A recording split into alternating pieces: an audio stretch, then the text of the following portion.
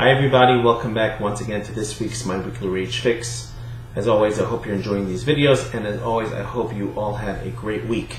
In this week's Parsha, we are back to the story of Joseph and his brothers and how he got sold down to Egypt, and he ultimately became the vice president over the most powerful country in the world at that time, Egypt. And along the way, certain things happened.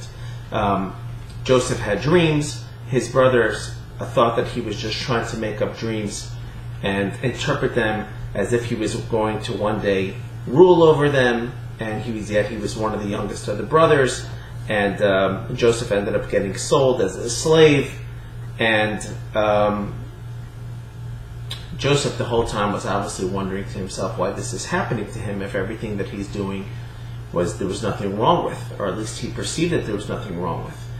And Joseph then gets sold as a slave, and eventually he's made, as we said before, the second in command, and Joseph's brothers and his father are forced to come down to Egypt.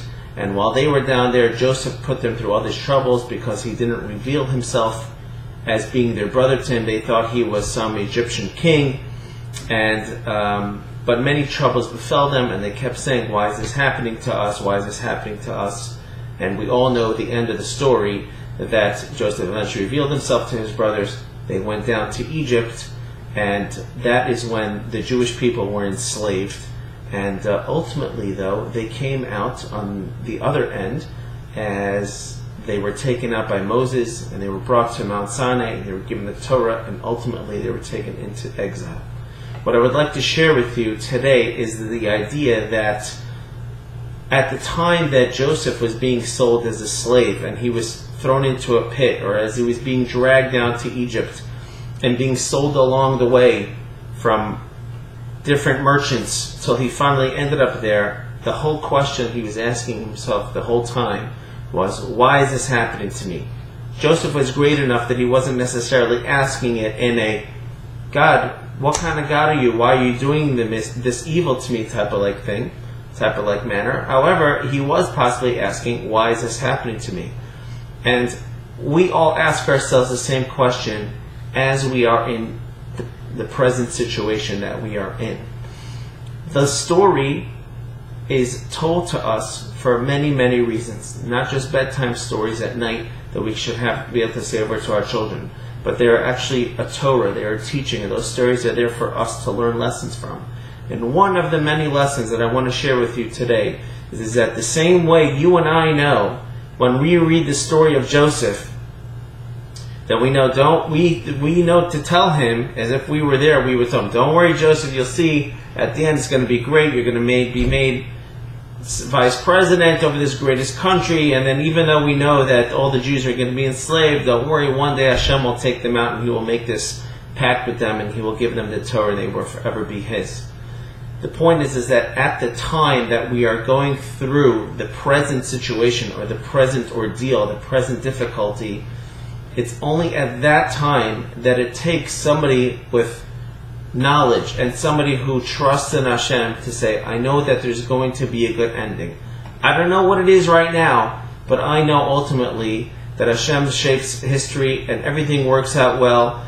And that is the mindset that we have to have. And when we read that story, that teaches us, the readers, that is the message we wish we could be able to whisper to the Joseph of back then. Don't worry, you'll see everything is going to be good. And we have to whisper that same message to ourselves when something happens to us. Because when we're all 95 years old, we'll look back at those problems and we'll go, it was nothing.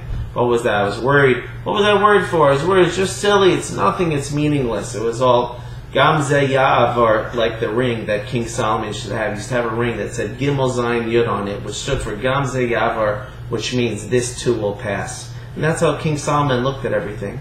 And that's one of the lessons that we have to take out of this whole story. And when the brothers were wondering, why did this happen to us? They says, what did God do to us?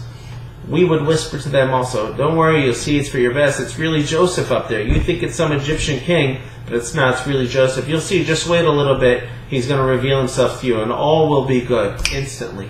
And just one other thing I want to share with you. Right now, the whole world at large, our present moment, we can have these small things on an individual scale, but on a national scale, we may be wondering, why is this happening to the world? Why are the Jews always in persecution? And Joseph reveals himself to his brothers and says, I am Joseph, and they understood everything. One day Hashem will say, I am Hashem, and we will understand everything clearly as well. This week's parsha, though, specifically talks about Joseph traveling down to Egypt, and at that time he was wondering, and that's a story more of individuality, and that's what I want to share with you guys. That individually you may be going through something, but at the same time you should be saying, it'll all be for an ultimate good. At the end, whatever it was, whatever the deal is happening, Hashem is squeezing out of me the best that's actually inside of me, the person that I've yet to meet. So go ahead and meet him or her, and make sure you become great. Enjoy your Shabbos. You all can be great. You can. Have a great Shabbos. Again, if you ever have any questions, I can be reached 732-556-7576. Take care, enjoy, and love you all. Bye-bye.